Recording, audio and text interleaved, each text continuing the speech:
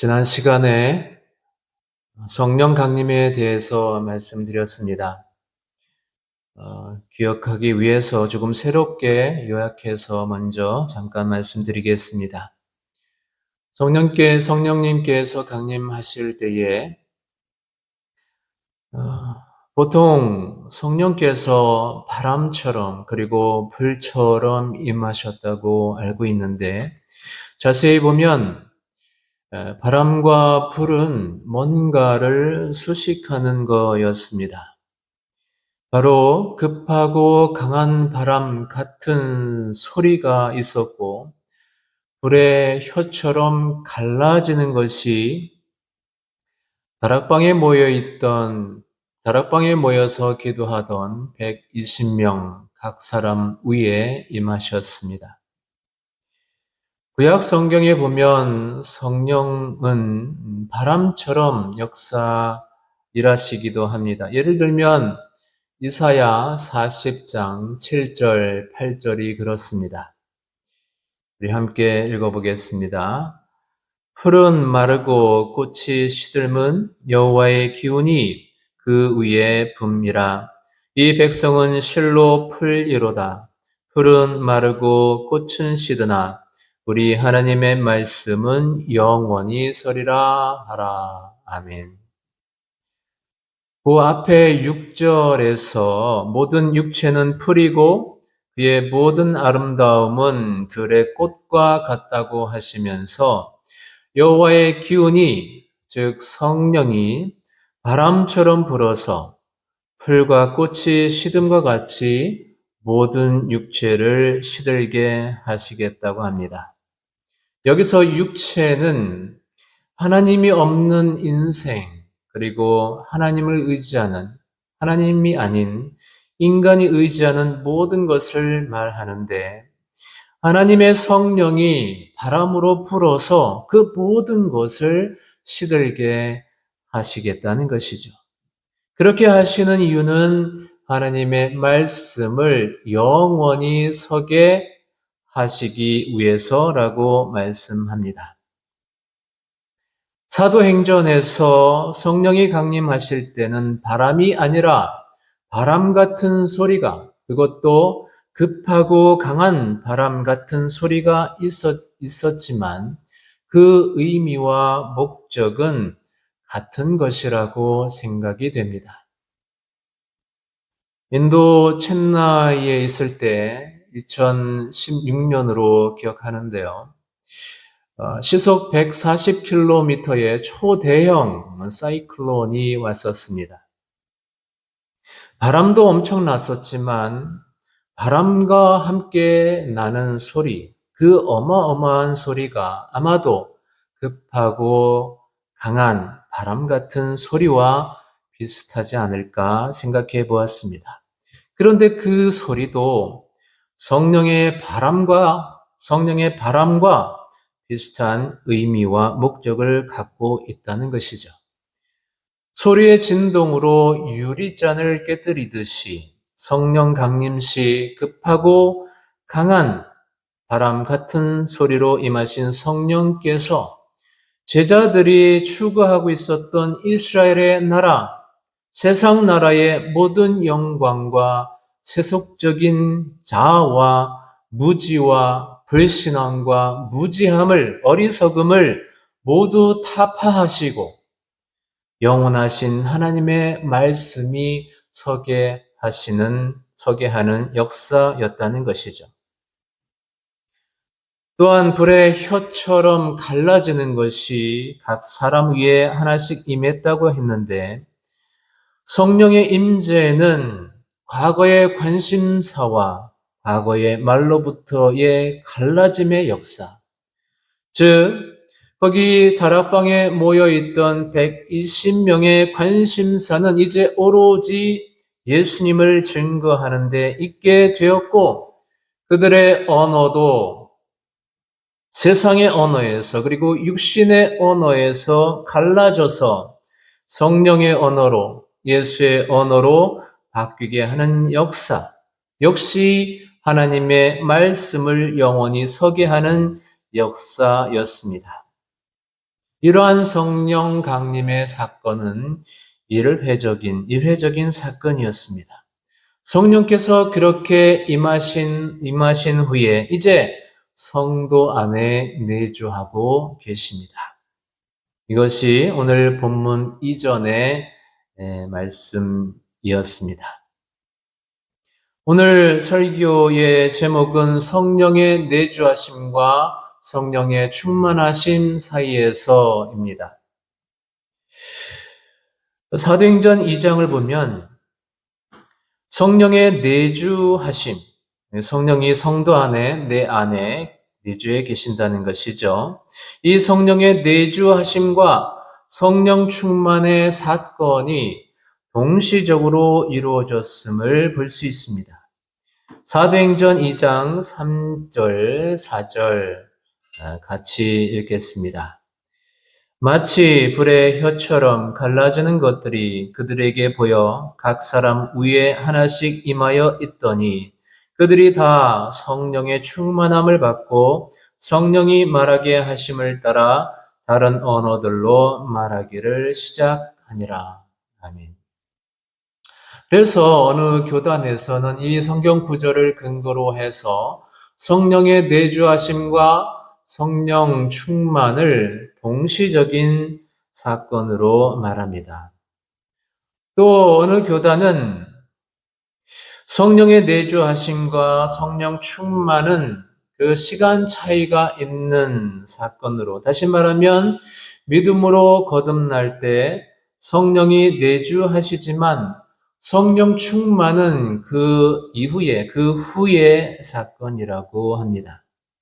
제가 보기에는 성령의 내주하심과 성령께서 충만하게 되는 일은 동시적으로 일어날 수도 있고 점진적으로 일어날 수도 있을 것 같습니다. 꼭 신학적으로 그렇게 정해 놓을 필요는 없을 것 같습니다. 그런데 질적으로 보면 성령의 내주하심과 성령의 충만함 사이에는 분명한 차이가 있는 것이죠. 성령의 내주하심은 사실 그것이 가능한 것인지 의심이 되기도 하고 또 심지어 성령께서 내 안에 내주해 계시더라도 잘 모를 수도 있습니다.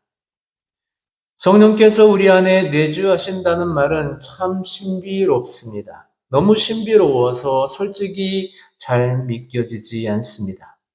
코끼리가 냉장고에 들어가는 것도 불가능한데 어떻게 성령 하나님이 우주의 티끌보다도 더 작은 내 안에 내주하신다는 말인가? 더 정확히 말해서 어떻게 성령 하나님께서 내 안에 내주하실 수 있다는 말인가? 내 모습을 바라볼 때 이 모양 이 꼴인데 내 믿음은 너무나 작고 엉터리인데 어떻게 성령께서 내주하신다는 말인가? 그래서 성령께서 내 안에 계시다는 것이 잘 믿어지지 않는 것이죠. 그런데 그렇게 생각되는 이유가 있습니다.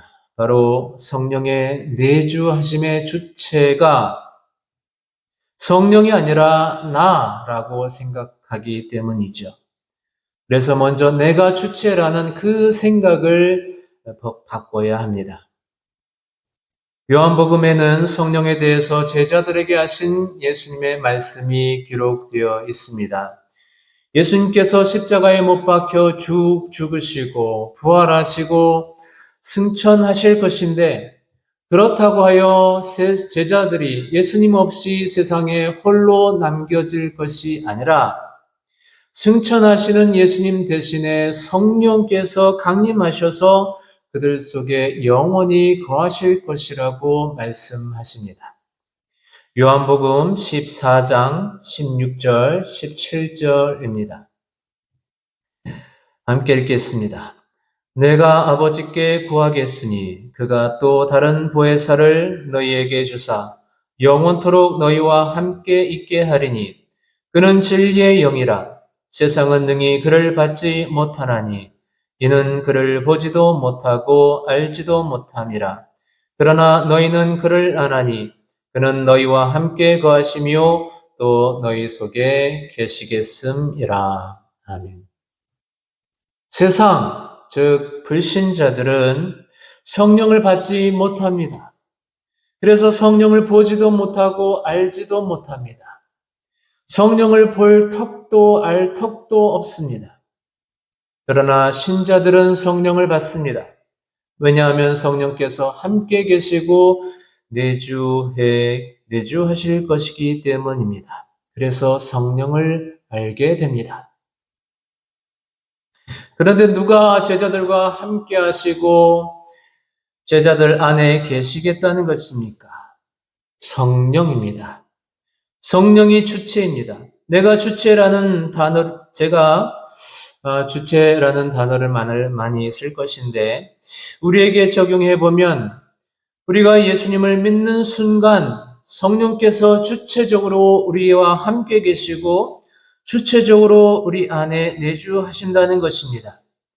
내가 나를 생각할 때는 성령께서 내주하신다는 것이 가당치도 않은 일이고 불가능한 일입니다. 불가능할 것 같습니다. 그런데 그것은 내 생각일 뿐입니다. 성령께 그런 것은 아무런 문제가 되지 않습니다. 다시 말하면 성령을 받고 안 받고의 문제에 있어서 내가 주체가 아니라는 것이죠. 여기에 아주 놀라운 뜻이 있는데, 이런 성령의 내주하심은 성령께서 이제 내 삶의 주체가 되시겠다는 뜻이 있습니다.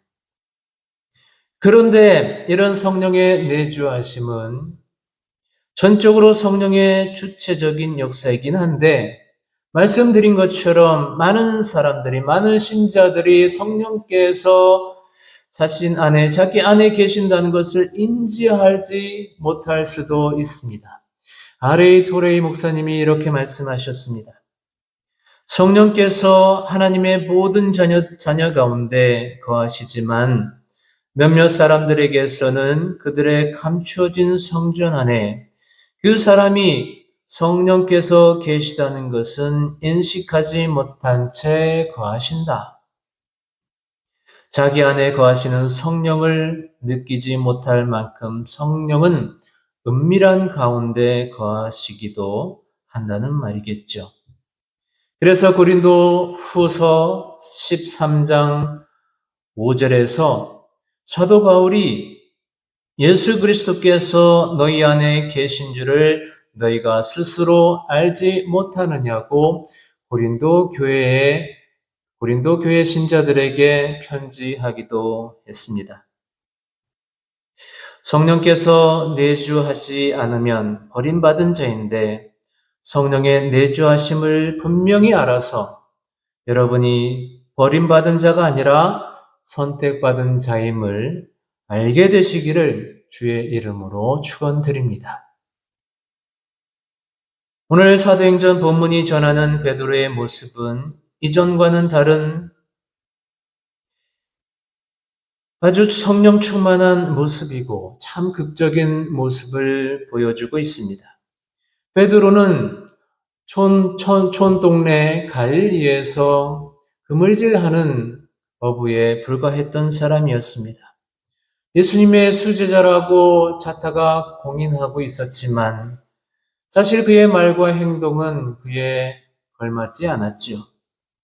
한밤중에 배를 타고 갈릴리 맞은편으로 건너가던 제자들이 풍랑을 만나 고전하고 있을 때 예수님께서 바다 위로 걸어서 다가오고 계시는데, 그것을 본 제자들은 모두 놀라서 두려워 떨고 있는데, 베드로는 수제자답게 예수님께 나도 바다 위를 걷게 해달라고 했습니다. 믿음으로 베드로는 바다 위를 걸었습니다. 그러나 믿음이 흔들려서 곧 바다에 빠지고 말았죠. 베드로는 예수님께서 겟세마네에서 땀방울이 핏방울이 되도록 기도하시는 동안에 잠만 쿨쿨 자던 사람이었습니다. 또 예수님이 잡히시기 전 베드로는 다른 사람들이 다 예수님을 부인한다 할지라도 자기는 결코 부인하지 않겠다고 호언장담했었지만 예수님께서 잡히신 날에 그 밤에 그날에 예수님을 저주하며 예수님을 모른다고 맹세까지 하면서 예수님을 부인했습니다. 이후에는 자기 자신을 용서하지 못한 채 무뎌진 마음으로 아무런 목적 없이 예수님을 만나기 전의 생업으로 돌아갔습니다. 그런데 오늘 본문이 소개하는 베드로는 과거의 그런 베드로가 전혀 아니었습니다. 완전히 딴판이었습니다. 여종 앞에서 예수님을 저주하며 맹세까지 하면서 모른다고 부인했던 베드로는 이제는 한낮에 수많은 사람들이 모여 있는데 그 사람들 앞에서 자신을 예수님의 증인이라고 예수님에 대해서 대놓고 선포하고 있습니다. 성령의 내주하심과 성령의 충만함으로 과거에 무모했던 믿음, 부족했던 믿음, 교만함, 실패, 좌절, 무뎌진 마음이 타파되었고 이제 오로지 그의 관심사는 부활하신 예수 그리스도에게만 있게 되었으며 그의 말은 오직 성령이 말하게 하심을 따라 하는 성령의 언어로 갈라져 예수 그리스도를 증언할 때 3,000명이나 되는 사람이 회개하고 세례를 받았습니다. 이러한 일은 계속 일어났습니다. 예루살렘 성전 솔로몬 행각에 모여든 사람들 앞에서 베드로는 말문을 열었습니다. 이번에도 베드로는 자신을 예수 부활의 증인이라고 소개하면서 거침없이 예수님에 대해서 전했습니다. 이 일로 감옥 신세가 되기도 하였지만 이제는 그런 것을 두려워할 베드로가 아니었습니다. 그 다음에는 베드로를 비롯한 사도들의 설교를 들은 사람 중에 믿는 남자의 수가 5,000명이나 되는 일이 있었습니다. 그야말로 초대 교회의 대부흥입니다. 오순절에 약속하신 성령께서 임하시고 제자들 가운데 성령이 충만한 가운데 이런 기적 같은 일들이 일어났던 것이죠. 이런 성령 충만의 역사는 계속되어 왔습니다. 최근에 요한 웨슬레이의 이야기를 다시 읽어보았습니다. 웨슬레는 1729년에 영국 성공회의 신부가 되었습니다. 6년 후에 당시 영국의 식민지였던 미국 조지아 사반나 지역에 선교사로 가게 되었습니다. 미국으로 가는 배에는 마침 독일에서 온 26명의 모라비안 선교사들도 있었습니다. 그들도 복음을 전하기 위해서 그 배를 타고 있었던 것이죠. 그런데 그 배가 큰 풍랑을 만났습니다. 난파되기 직전이었습니다. 웨슬레는 두려워 떨고 있는데 그 모라비안 선교사들은 아무런 동요 없이 찬송하고 기도하는 모습을 보고 웨슬레가 감동했다는 이야기가 유명하지요. 그런데 개인적으로 저는 그 다음 이야기가 더 공감이 갑니다. 웨슬리는 조지아에 정착해서 살고 있었던 사람들이 모이는 교회에서 목회했는데 성공하지 못했습니다. 목회에 실패했습니다. 교인들과 갈등이 생기고 결국 1년 9개월 만에 교회를 사임하고 영국으로 돌아와야만 했습니다. 목회에 실패한 웨슬리는 영국으로 돌아오자마자 선교사 임명장까지 반납했습니다. 그러다가 유명한 올더스게이트 거리의 네이튼 코트에서 있었던 그 모라비안 신도들의 기도 모임에 참석했는데 거기서 가슴이 뜨거워지고 성령이 충만해지는 체험을 하게 됩니다. 이후 웨슬리는 감리교 부흥을 이끄는 사람이 되었던 것이죠. 베드로의 이야기와 존 웨슬리의 이야기는 참 은혜가 되는 이야기입니다. 우리 교회는 시골에서 개척했다가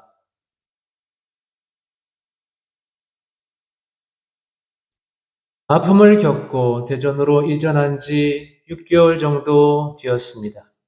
사실상 아내와 단둘이 새로 교회를 개척한 셈이죠. 개척교회이지만 베드로처럼 웨슬리처럼 우리 주생명교회도 성령 충만한 교회가 되어서 큰 부흥이 일어나기를, 그러한 축복이 있기를 기도하고 소망합니다. 교회의 부흥은 우리 교회의 간절한 소망이긴 하지만 그럼에도 불구하고 우리가 분명히 알아야 할 것은 3,000명, 5,000명 되는 교회를 이루는 것이 성령 충만의 전부가 아니라는 것입니다. 교인 수가 많아지는 것이 성령 충만의 필수 불가결한 결과물이라면 벌써 세상의 모든 사람들이 그리스도인이 되었을 것입니다. 또한 성령 충만하면 방언, 치유, 예언과 같은 은사와 관련이 있는 것으로 생각하는데 성령 충만의 중요한 결과이기도 하지만 그렇다고 하여 그러한 것이 유일한 결과도 아닌 것입니다. 오늘 사도행전 본문에서 우리가 주목해야 할 부분은 3,000명, 5,000명이 늘어났다는 데 있는 것이 아니라 사도행전 2장 42절 너무나도 중요하니까 같이 다시 한번 읽겠습니다. 그들이 사도의 가르침을 받아 서로 교제하고 떡을 떼며 오로지 기도하기를 힘쓰니라. 아멘. 바로 이 부분에 집중해야 합니다. 서로 교제하고 떡을 떼며 오로지 기도하는 공동체. 그런 교회가 얼마나 귀한지 모릅니다. 너무나 많은 교회들이 서로 화목하여 교제하고 떡을 떼며 사랑을 나누는 것이 아니라 서로 반목하고 서로 갈등하고 있어서 마음이 아픕니다. 그래서 사도행전 2장 42절에 우리는 더욱 집중해야 한다는 것이죠. 사도행전 2장 42절을 에베소서 5장 18절 이하의 말씀으로 비추어 보면 그 의미를 새롭게 알 수 있습니다. 사도 바울은 오직 성령으로 충만함을 받으라고 하면서 성령 충만이 무엇인지 그림을 그려주고 있습니다. 첫 번째는 19절에 나옵니다. 에베소서 5장 19절에 나옵니다. 19절입니다. 시와 찬송과 신령한 노래들로 서로 화답하며 너희의 마음으로 주께 노래하며 찬송하며. 아멘. 시와 찬송과 신령한 노래들로 서로 화답하는 것이 성령 충만의 첫 번째 것으로 언급되고 있습니다. 놀랍지 않습니까? 무슨 특별한 은사에 관한 것이 아닙니다. 그 다음으로 나오는 것이 너희의 마음으로 주께 노래하며 찬송하는 것입니다. 우리의 마음으로 주님께 노래하며 찬송하는 것이 제일인 것 같은데 맞습니다. 그런데 전제되어야 할 것이 있다는 것이죠. 먼저 시와 찬송과 신령한 노래로 서로 화답하라는 것입니다. 대부흥 성령의 은사보다도 서로 화답하고 서로 교제하는 것이 성령 충만의 으뜸가는 지표라는 것입니다. 우리 주생명교회도 이런 교회가 되기를 주의 이름으로 축원드립니다. 그 다음은 20절에 나옵니다. 에베소서 5장 20절입니다. 다 같이 읽겠습니다. 범사에 우리 주 예수 그리스도의 이름으로 항상 아버지 하나님께 감사하며. 아멘. 성령 충만이란 범사에 우리 주 예수 그리스도의 이름으로 항상 아버지 하나님께 감사하는 것이래요. 범사에, 그러니까 모든 일에 어떤 상황에서도 우리 주 예수 그리스도의 이름으로, 다른 말로 하면 예수 그리스도를 생각하여 예수 그리스도 때문에 감사하라는 것입니다. 그런데 감사의 이유와 조건이 오직 예수 그리스도가 되어야 한다는 말씀이죠. 이게 안 되면 범사에 감사할 수 없습니다. 불가능합니다. 예수 그리스도가 아니면 상황과 조건과 결과물이 나쁘면 불평하게 될 수밖에 없습니다. 죽을 수밖에 없는 나의 죄를 대신 짊어지시고 죽으심으로 나를 구원하신 예수 그리스도를 감사의 이유로 삼는다면 감사하지 못할 상황이 없는 것이죠. 이것이 사도들이 감옥에 갇혔어도, 매를 맞으며 모욕을 당했어도 감사할 수 있었던 이유입니다. 우리 주생명교회가 예수 그리스도의 이름으로 범사에 아버지 하나님께 감사할 수 있는 교회가 되기를 주의 이름으로 축원드립니다. 그 다음은 21절에 나옵니다. 우리 다 같이 읽겠습니다. 그리스도를 경외함으로 피차 복종하라. 아멘.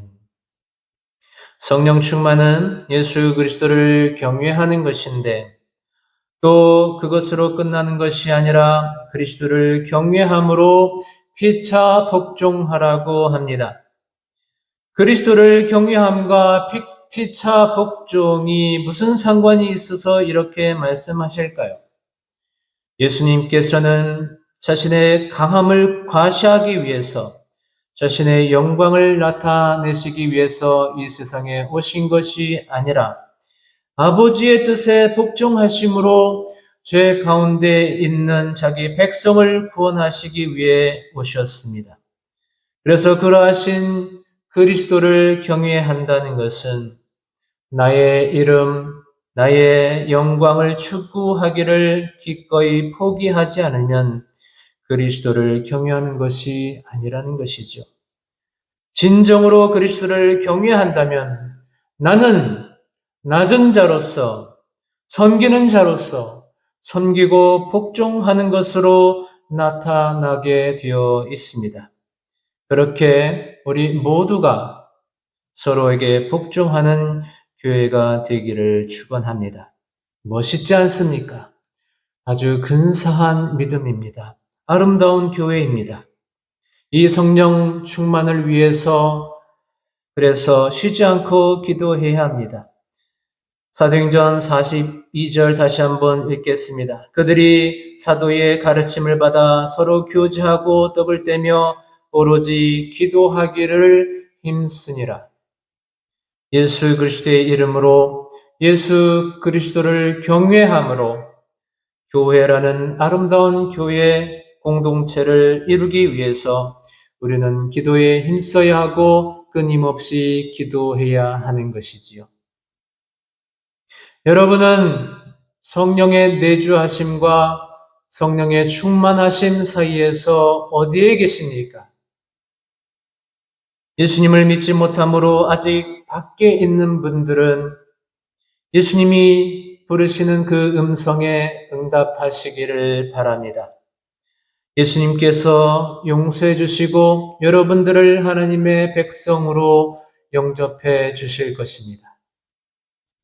성령께서 내주하심에도 아직 의식하지 못하는 분들은 마음문을 여시고 성령께서 여러분의 삶의 주체가 되게 하시기를 바랍니다. 그리하시면 여러분의 삶은 성령의 인도하심을 따라, 성령의 말하게 하심을 따라 여러분의 관심사와 말이 달라질 것입니다. 그것은 여러분의 전 존재가 이전과는 완전히 달라진다는 것을 의미합니다. 그리고 성령 충만을 위해서 늘 기도에 힘쓰시는 우리가 되시기를 바랍니다.